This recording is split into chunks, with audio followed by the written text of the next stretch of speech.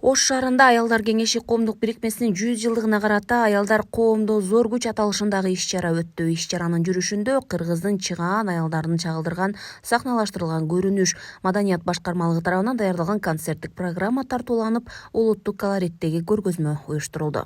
Өзүңөр жакшы билесиңер, биз жергиликтүү бийлик менен көбүрөөк иштейбиз. Анткени ошо биринчи Аялдар кеңешинин мандатында ошол үй-бүлө институту, үй-бүлө баалуулуктарды маселе боюнча турган.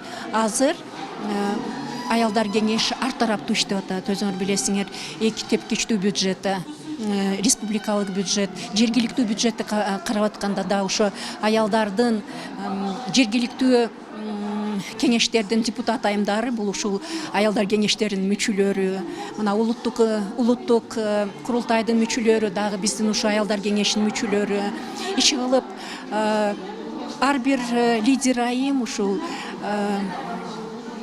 айылдын, райондун, областтын, мамлекеттин өнүгүүсүнө салымы бар, эбегейсиз чоң. Ошон мен таазим кылам биздин мүчөлөрүбүзгө, биздин айымдарыбызга ийгилик каалайм.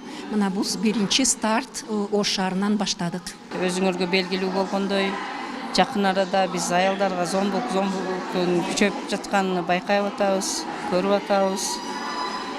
Бул нерсени көбүрөөк ушундай чогулуп чагылдасак, аялдар коомдо чоң күч да. Ошого мен баарына биримдикке ынтымакка чакырып келет элем. Аялга болгон бир мамиле өзгөрсө коомдо деген көз караштамын да. Анткени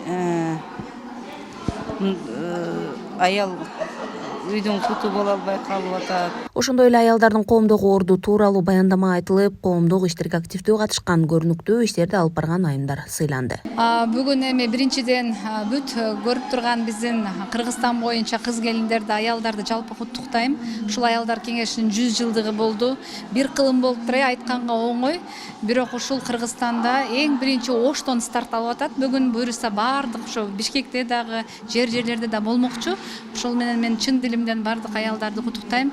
Негизи аялдар бизде татыктуу, аябай көп иш-чаралар жасаптыр, эмгеги зор. Ошо менен бирге мен Атыр Кожоевага дагы ыраазычылык билдирип келгим кетет. Себеби дегенде абдан сонун иш-чара уюштурулганда, мына элдер кылган жумушу барктаса, ошол кылган жумушуна кичине бир эмгеги акталса, үзүрүн көрөт экен да. Ошо бул да мотивация мен деп айтат элем. Ошондуктан рахмат, ушундай жыйындар жакшы. Мына жаз майрамы да келатат. Буюрса аялдар 8-март эл аралык күнү да келатат. Ошого бир сонун өбөлгө болду деп эсептейм. Сиздерди да куттап кетем. Аялдарга жакшы самалык болду. Биз аябай кубанабыз. Жерлерде ушундай самалыктар көп болсо дейбиз. Анткени аялдар деги эле коомдо зор күч эзелтен бери эле.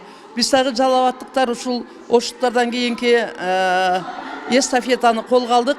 Мен ойлоймун, Жалал Абад жергесинде дагы абдан жаз дагы келип калат экен. Жакшы жогорку деңгээлде уюшкандыкта ачык маанайда өтөт деп белгилеп кетемин.